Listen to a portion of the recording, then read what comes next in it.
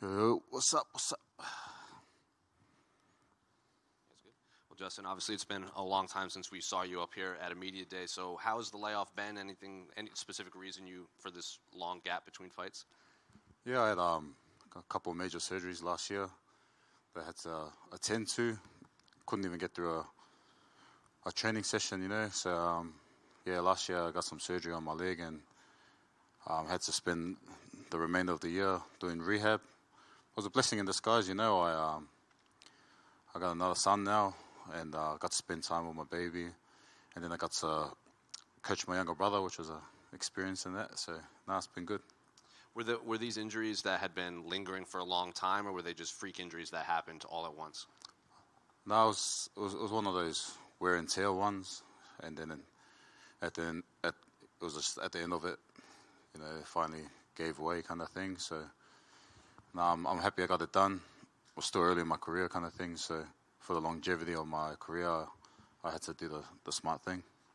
And, well, you're coming back to a massive pay-per-view here in Perth. You're part of the world. So what are the emotions now that, camp's out of the way? Now you just have to fight in your home country?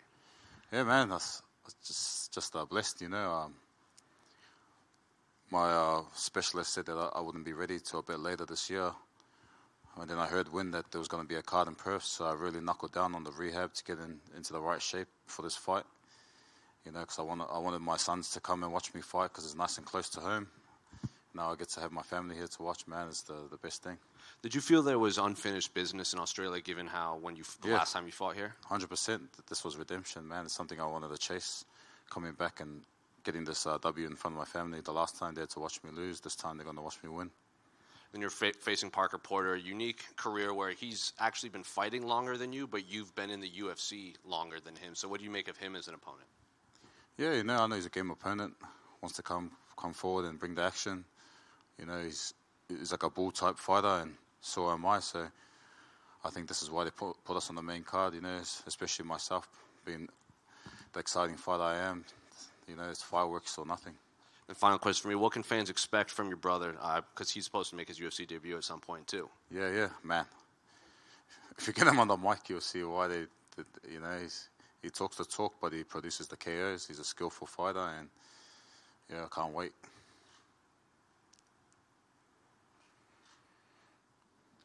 How you going, Justin? Haven't seen you since high school. I hope you've been well. Yeah, I'm good, Bryce. What made you move from Auckland to Australia to start training and stuff, or did you just kind of move with your family anyway and then started training in Australia? No, I finished school and then I got some opportunities to play rugby here, but I was raised in Brisbane anyways before that. Both my younger brothers are born in Logan. Shout out to Logan City. And, from then on, I've lived here. And with your younger brother coming in and all the experience you've had, how much do you feel any pressure with leading the way and how you've coached him? Or is it all just do your best sort of thing? No, I think, man, he's my younger brother, so he's followed suit since we were born, kind of thing. I've been the one to go in, put my feet in the water, and then he gets to see. He learns off my experiences.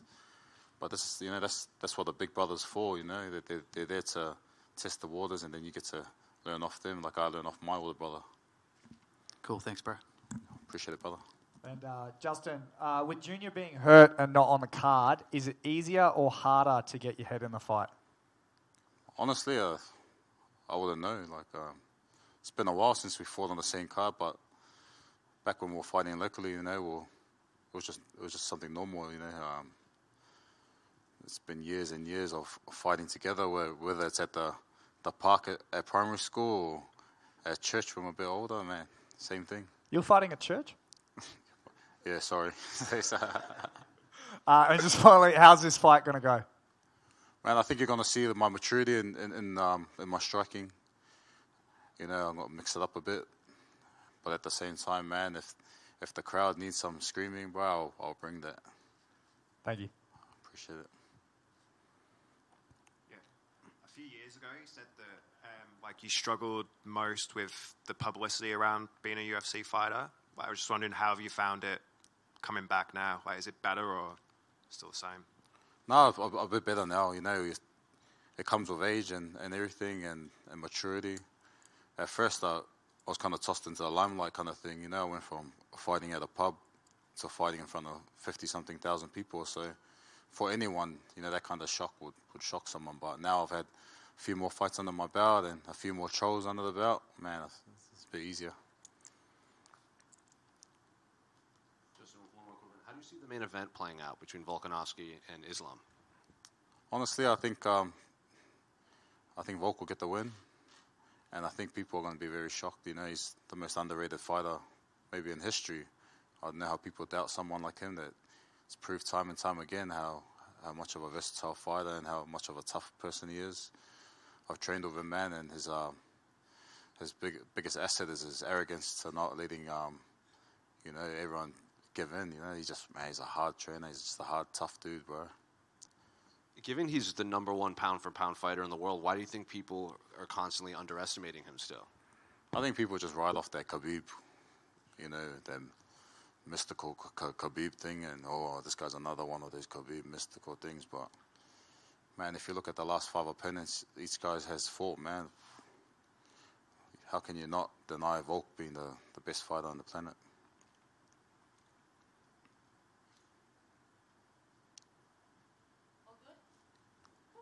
Easy. Appreciate it, guys.